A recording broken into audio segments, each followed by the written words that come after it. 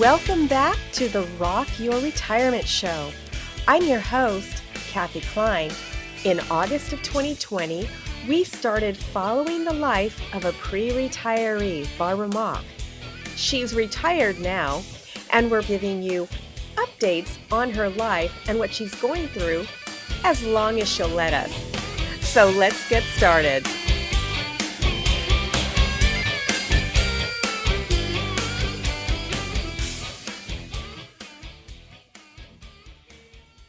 Barbara, welcome back to the Rock Your Retirement Show. People have been asking about you on Facebook, so I'm so glad that you're back. Tell me what's happening with you. Well, I am really happy to be back. It has been a crazy summer. And I noticed that on the Facebook page, somebody wanted to know about our travels. And oh boy, do I have some stories for you. But for the listener who kind of doesn't know where we're at right now, just a quick recap. We sold our house in Snohomish. We lived in our motorhome all summer long.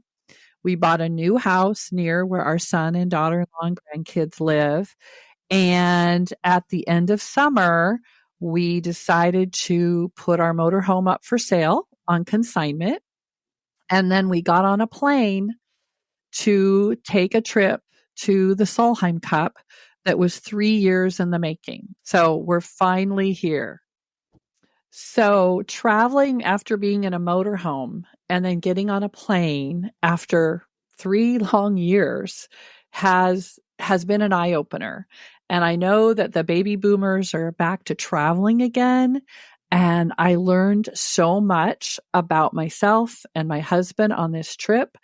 I just wanted to share kind of some of the stories of how we got here, what we did, and how it pretty much kind of changed the future for our travel plans.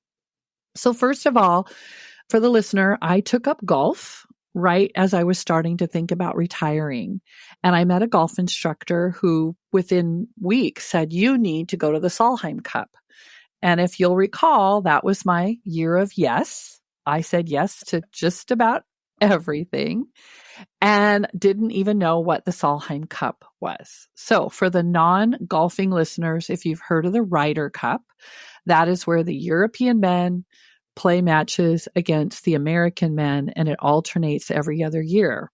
Well, unbeknownst to me, the non-golfer learning about golf, the Solheim Cup is the European women playing the American women. And it alternates years and it alternates countries. And so for the 2023 Solheim Cup was in Spain. So I signed us up for that, not knowing anything about it. My husband just kept shaking his head going, what have you done? Why are we doing this? Are you crazy? And I thought, well, if I've spent this much money and this much time anticipating it, I want to plan a trip that will really be something that'll be memorable. But partly because my husband, you'll have heard before, is very tall. He's 6'6". He doesn't fit in planes. He doesn't fit in trains. He doesn't fit in taxis. He doesn't fit in showers or beds. So Europe is not his favorite place. He needs to go to Texas. Well, to go, or everybody is that Amsterdam, tall. or, he's of Norwegian descent. And so, they're big guys there. So he reluctantly said, yes, I'll go with you, but I think this might be my last trip to Europe. And I'm like, really? That just sounds so sad. But I thought, okay, then let's try to find some things that you had wanted to do in the past. And so right before the pandemic, we had been planning a hiking trip to Iceland. Well, here we are 4 years later, not in as good a shape. And I guess that's one of the takeaways for the listeners. If you are retired or you're contemplating retirement, every year it gets a little harder. And I know we all have the goal of staying in shape, but I think just age and gravity affects us. And so pretty much a hiking trip in Iceland is kind of not really on our list, but we still wanted to go see it. Well, to get to Spain, if you're coming from Seattle, you got to fly through someplace. And we have cousins that we found on the internet in Dublin. And so I decided, like, if we're going to do this, I want to see my cousins in Dublin after 3 or 4 years. Well, I learned with research, and that's one travel tip, is do your research. Some people make it like a recreational pursuit to plan travel. Other people make it the hack. How do you get the best deal? In fact, I think I know someone like that I'm talking to right now. And that's great, but doing your research in advance can really help out. And so what I learned was that if you want to fly from Seattle to Dublin, you can do it on Iceland Air, which is, not the budget airline, but it's not the most fancy either. It's not kind of no frills. But the cool thing is Iceland for years has been trying to encourage, especially Americans, to come and visit. And so they have a program that if you buy a ticket from Seattle to Dublin or any place they fly in Europe, you can get off the plane at their hub, which is in Reykjavik, Iceland, for 1 to 7 days, coming and going for no extra cost. Wow. So if you're planning on going somewhere in Europe, especially from the West Coast in Seattle, it's so much less time for us to go up what I call over the North Pole than it is to fly across the US. So if you're in the Pacific Northwest, consider flying that way. And so what we did is I didn't think we really needed to stay for 7 whole days. So at the beginning of our trip, I added basically a layover in Iceland. Now, what that meant was it was pretty darn comfortable for an old person like us to travel because usually it's the jet lag. Right. But the flight leaves at 7:30 p.m., flies through the night. It's about a 6-hour flight. But when you arrive, it's morning. And so you kind of immediately are wide awake because it's light out. And I thought, what should we do that first day? And so here's the thing. I don't speak Icelandic. I didn't even know where to start. And so if you're not going to take a trip where you're going to do a package tour, like a bus tour, and there are lots of those for Iceland, a good option that I found that we were just thrilled with was called Iceland Tours. And I'm not advertising for them. I'm just saying there's lots of tour groups in Iceland. But what they do is you choose how many days you want on that layover. 2, 3, 4, 5, as long as you want to stay. But what they provide for you is a rental car, all booked and ready, all your hotel stays, and they're not all in one place because you're touring, you're seeing things, and the distance is far. And so you can choose the budget option, the moderate option, or the luxury option. It's all based on the price, but you can choose kind of what accommodation you want. And then they will provide you with a car with full GPS and an itinerary based on what you chose with options. And for someone like us who, we could do the tour bus, but I don't love having to get up at a certain time and I don't love being on a bus with 60 people. I'll get there, I'm sure. But for right now, we're still capable of driving. We're still capable of walking. And it matched what we wanted to do perfectly. What side of the road do you have to drive on? You drive on our side of the road. Yay! It's not a British country. I'll get to Ireland next. Yeah, that's the other. Iceland is spectacular. We got off the plane and we drove right to the Blue Lagoon, which is the leftover hydrothermal water that they're using for energy production in a lava bed. And the silica has just covered the bed, so it's soft. And when you get there, I did the upgrade, which is totally worth it, and got the fluffy robes and then the facial. So they give you this stuff that looks like lava, and it's a cream, right, that they make, and that's your exfoliant that scrubs you off. And so they tell you, put this on for 3 minutes and you walk around this spa-like experience, and everybody's got this black face. And then after you wash that off, they give you a moisturizer, and then they give you another treatment, and that's all included in the quote unquote upgrade to your tickets to the Blue Lagoon. And then you get a free drink. And so you can stay there as long as you want. It can be fruit juice or a glass of wine or whatever you want, but you're in there with hundreds, maybe thousands of people from all over the world. Wow. I love the Instagrammers, the young people who had full makeup, full hair, taking their photos in this steaming hot water. And I just thought, okay, well, there's an option.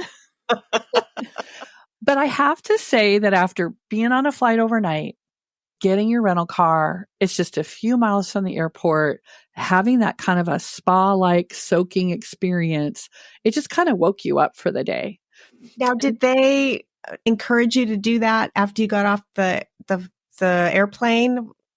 Was there like a checklist of things, or they said, here's what you want to do? No, what they said, what they said was, depending on what your level of, whatever, it was an option. But what it gave you was the links, because you have to buy your tickets far in advance. So when I booked the tour, had I not known that, I would have just shown up. And it sells out. And so there were some real advantages to having a local company that knows the drill. But remember, Iceland Tours isn't just for old people, right? There was zip lining and glaciering and, all these really high impact adventures and everything. And so it's like a checklist, and you say, okay, I want this, I want that. It's a menu. It's a menu. It's a menu of options and activities, and it gives you all the distances, how much time it takes to drive to these, because Iceland is massive and you're driving a lot on the ring road to, get around. Now, we didn't drive all the way around. We did the Golden Circle, which I would say is kind of the best of. You get to see a lot of things, but Kathy, it is wild. It is beautiful. It is subpolar. So if you're going and you're from the Pacific Northwest, you have everything you need. But if you don't, then you need some boots and you need some hats and gloves and coats and basically what you would do for winter. Now, we went in September and the weather was pretty good. It wasn't like going in the dark of winter, but we needed every bit of our warm weather clothing. The first day we got there, it was raining. And so that was the day that we got to explore Reykjavik. And the thing about Iceland, when you think about population, it only has the whole country about 300,000 people. The capital city has about 130,000. So it's pretty small. And it's yet, like Alaska. Yes. And yet over 1 million people, tourists come. So you think, how does this all work, right? How do you accommodate everybody? Well, what we learned is there isn't enough accommodation for everyone, either in the capital city or in the countryside. So what farmers, mainly sheep farmers, some horse farmers are doing, and I think it's amazing, to supplement their income, is they're building little cabins or yurts or little inns. And so where you stay, and again, you get to choose, what your options are, you're on someone's property that's also a working farm, which we thought was absolutely amazing. Yeah. So the rain came down that first day. And, you always say when there's something that's raining, there's a bright side, the waterfalls. We went from waterfall to waterfall. And these aren't just like a little piddly waterfall. These are massive, tall, big waterfalls coming off the glacier. And what I found awesome was they're accessible. Most places in the U.S. that are really, really amazing, you got to park, you got to hike, you got to get there, which I think in some ways makes it worth it. But when you're in Iceland and you only have a few days, you can see some amazing waterfalls if you just want to drive by on the road. If you want to pull over and you want to get closer and feel the spray on your face from several hundred feet up in the sky, you can do that as well. And so we really, really enjoyed that. We love the countryside. It's rocky. When you're driving on the Golden Circle, to your right is almost always the ocean. And to your left is this massive, massive glacier. It almost takes up the whole southern part. And so we just went from place to place, exploring waterfalls, doing a few little short hikes. And then we got to this black sand beach. It was freezing. It was probably just above the 30s, heavy, heavy wind. It looked like some of the places that they've shot Game of Thrones and Outlander. I mean, I think a lot of those have been shot in Iceland. It just kind of almost looked familiar. It was just beautiful. But standing out there with my hat, coat, gloves, freezing from the wind is a beautiful bride and a groom with no clothes on other than their wedding gown and their coat. And you're just thinking, oh my gosh. And she stood out there for 30 minutes because who knew? It's a thing to get in your wedding attire and go take your wedding photos on the black sand beach with all the rocks. And I mean, it's just, I've never seen anything like it before. Beautiful. It's just beautiful and striking. Now, is September, what month would it correlate to in the United States? Their September. Do you know, was it their winter, their summer, their spring? It was the end of their summer, just like ours, and the beginning of fall.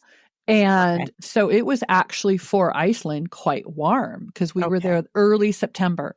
The later you get in the year, like October, November, the colder and more winter-like it gets, but also more of a chance to see the northern lights, which you know, we didn't go there expecting that. So we went at the right after Labor Day, the beginning of September, which I think was a good time because it's not the summer tourist season because it's really, really busy there in the summer. I know that Europe was just inundated with Americans last summer and it was really crowded. I think it was just for us, just about perfect to go in September. And the weather was great. And so we just kept driving and we got to this place after the black sand beach the next day, which was this lake where the glacier's breaking off full of icebergs and just the almost like a Caribbean blue color of the water, you know, that glacial water with the big hunks of ice and you could hear it cracking off. I don't know how to describe it other than awe-inspiring. And again, cold and windy. We were fully buttoned up in our Northwest winter wear, but that was just gorgeous. And that was the furthest east that we went. So we went that far east. So you leave the main airport in Reykjavik and you drive, sleep, you go further east, drive and sleep. So that we had 3 nights that were on the road. And the good thing about that is you see a lot. The harder thing is you're unpacking and packing and, you know, moving every night. But for us, it was just a perfect way to go. So when we got back, we were headed back and we made arrangements to actually stay at the hotel near the airport. And this is what's hysterical if you've done any contemporary traveling. The airport shares the parking lot with the rental car place that shares the parking lot with the hotel. So when you make your way back, you park your car and you pull your luggage out and check into your room. And they have this program that if you have an early flight, which we did to Dublin, Iceland Air lets you check your bags the night before. Oh my gosh. We had golf clubs with us. That's amazing. We got out of our room and had our dinner and we hauled our golf clubs and our big bags across the parking lot, checked them in. So that morning, that saved us. You know how much time it takes, right? To go through security. We just had our overnight bag to walk into the airport. So Iceland, from a logistical standpoint, because it's so small, is pretty dreamy as far as, you know, moving through. So our last day, we were driving kind of on the southern rim.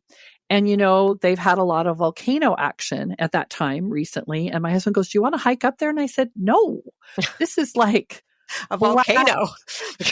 Paint pots and steam coming up. And I don't think so. So we drove to this cute little town called Grinval and we watched a soccer game and we walked around the water and we had some dinner.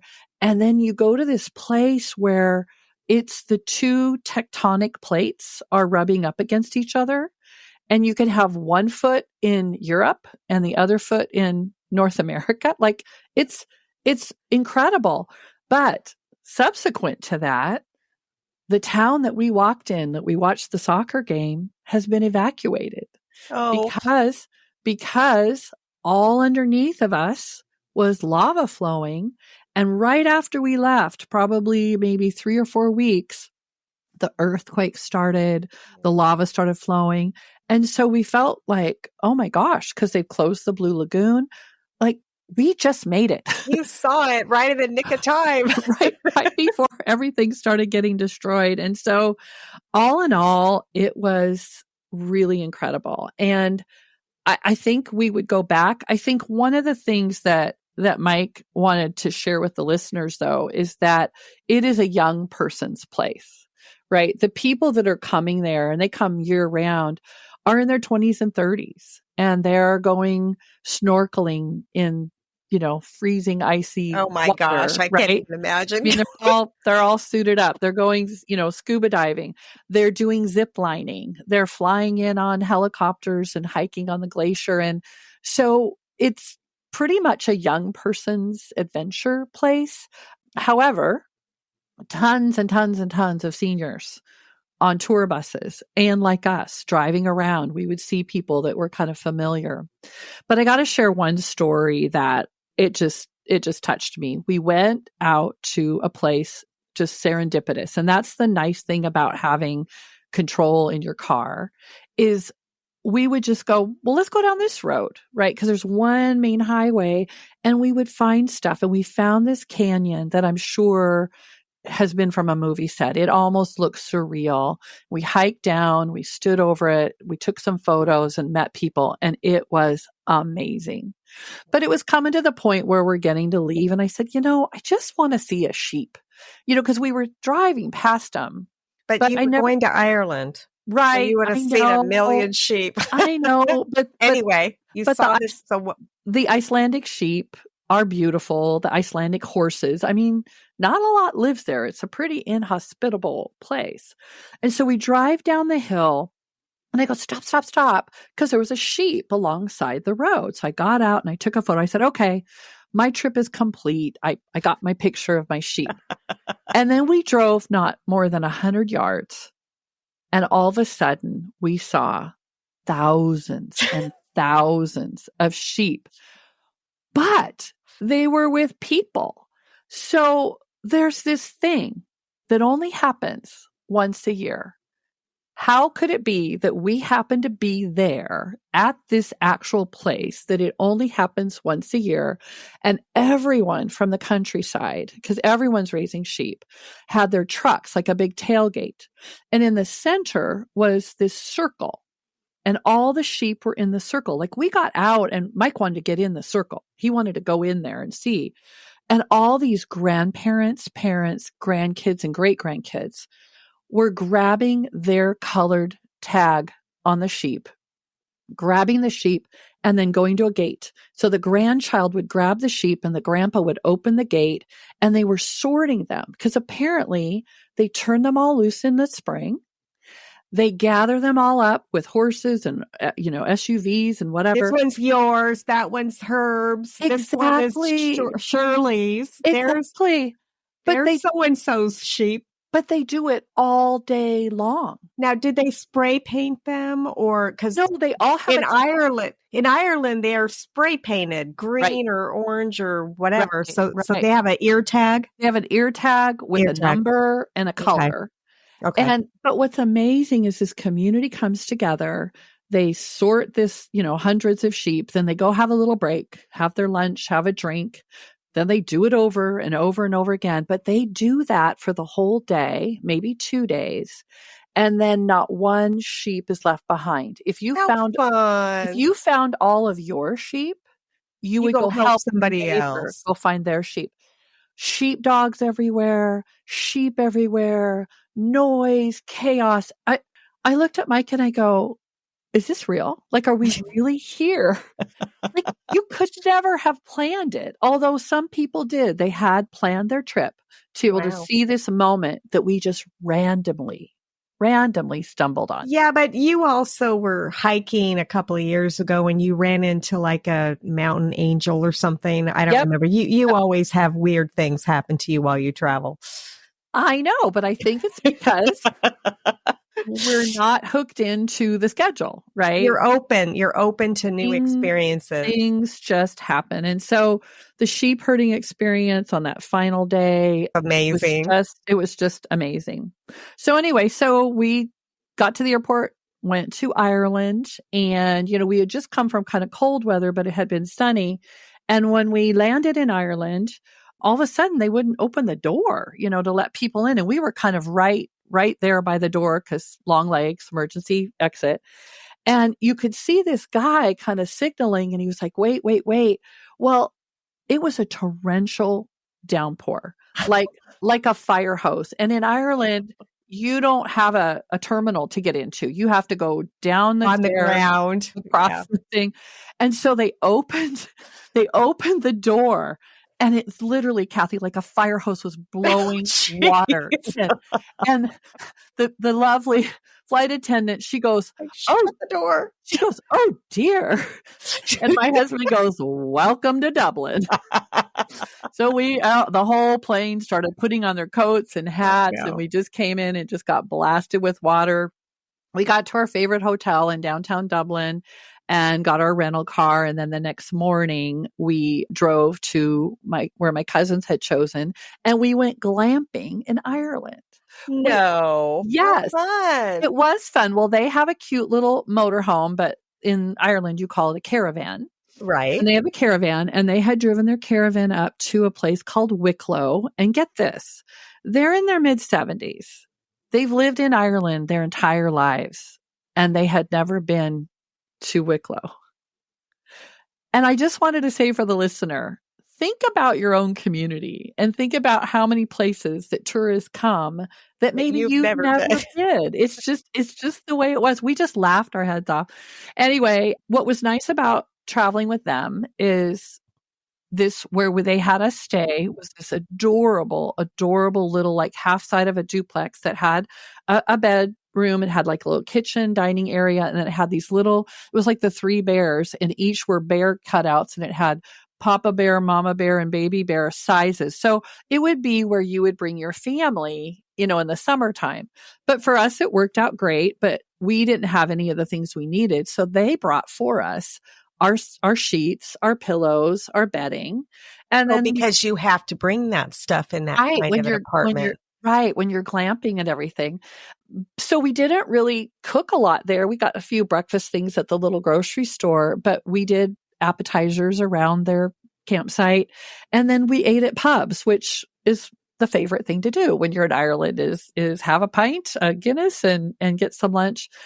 We really enjoyed reconnecting with them, and they took us to a place in Wicklow that is built as almost like a tree fort, but it's ginormous. And apparently Germany has a lot of these.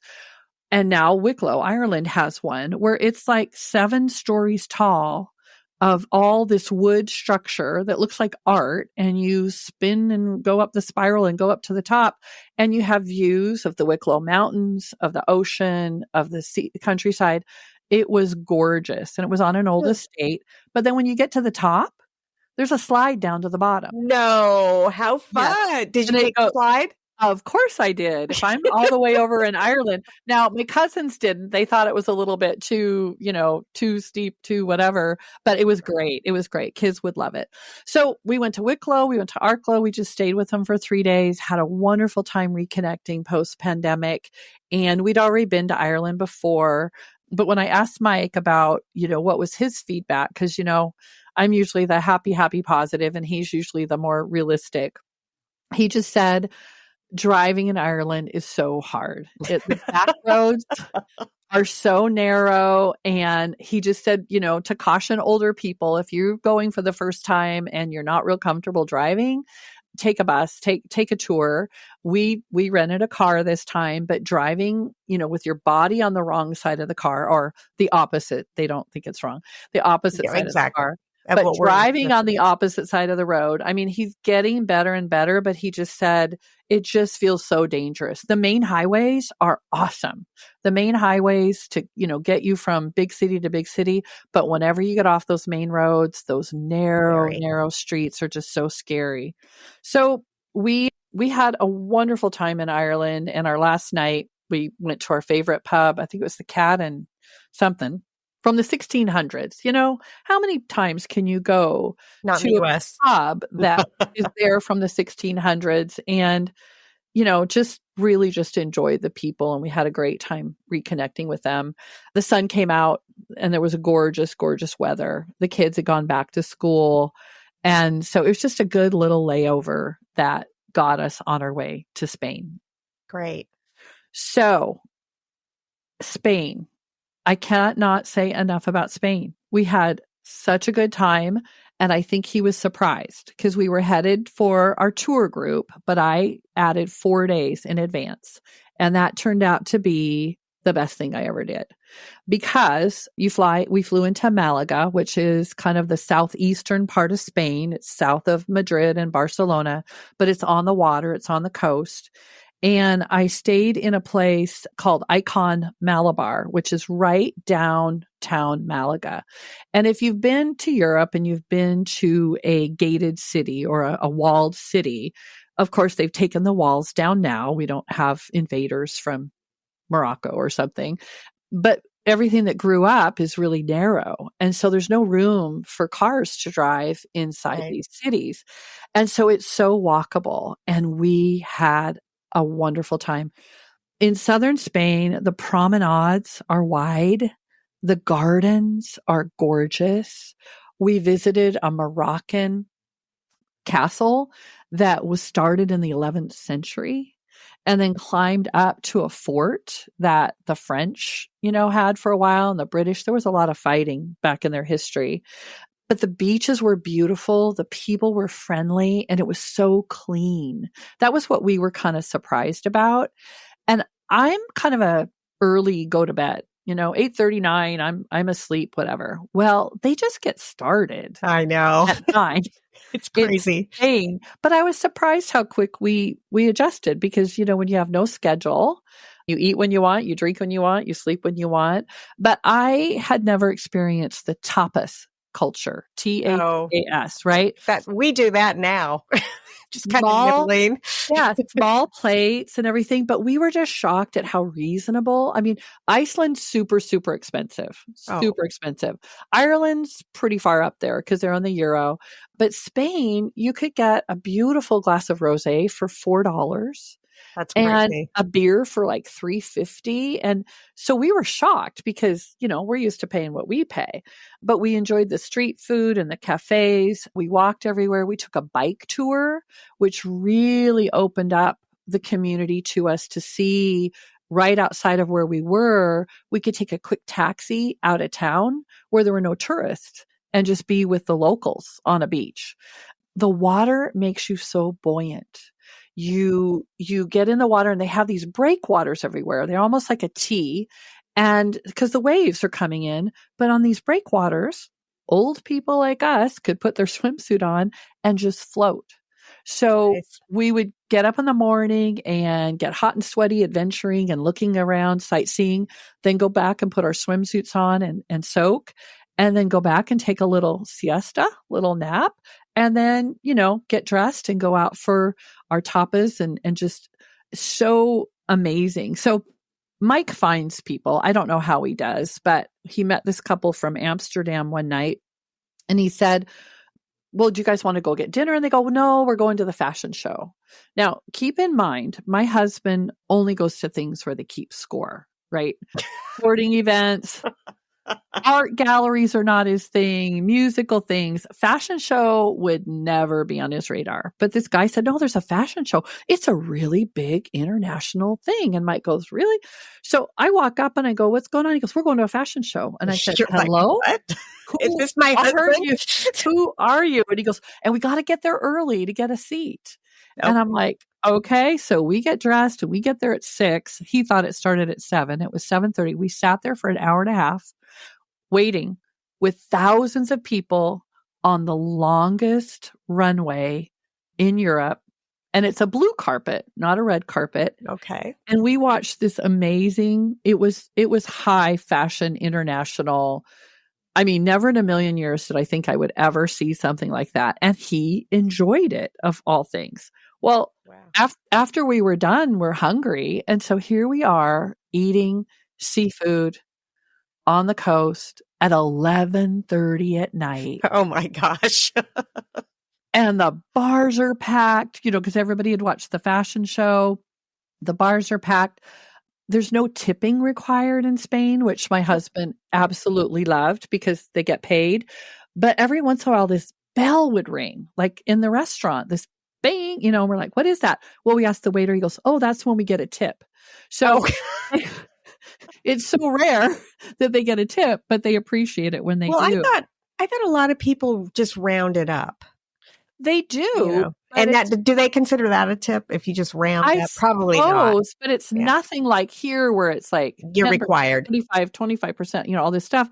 They're paid, they're happy. So the fresh seafood, the produce markets, they had bullfighting there. They had a bullfighting ring. We did not go to a bullfight. They weren't going right then and there. Don't need to do that.